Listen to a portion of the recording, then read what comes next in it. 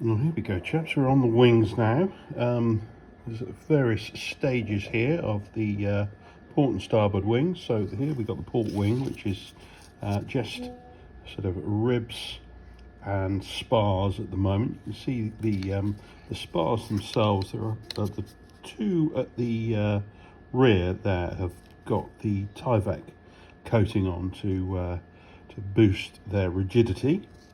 And the others haven't. They don't need it really, and obviously if we can keep it light then all the better.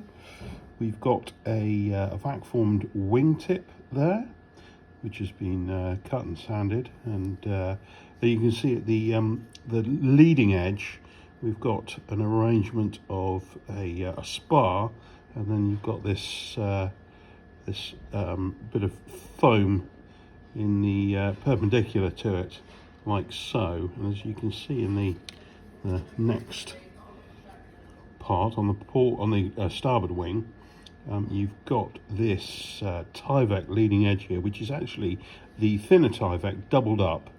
So it's a nice, strong, lightweight leading edge there, nice and stiff as well, and obviously it gives us a little platform to put our panels on. You've got the area here for the servo, which we will install before we add the covering, and then obviously this will then attach to the central part of the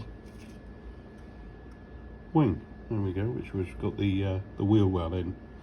So that's where we are at the moment, just sorting out the covering. There's been a few tweaks required in the shape of the covering, because I've adjusted the shape of the wing to have a little more of a flat bottom and not as thick as it was originally, which is a step away from the scale aircraft, but obviously we want it to fly well as well, so so that's where the sacrifice has been made.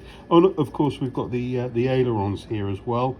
You can see on this you've got the attachment points for the aileron there, and you can see here the actual aileron, which is just foam covered with Tyvek, and you've got a little bit of carbon fibre running through there as well, which forms the points of the attachment, and obviously the hinge points too.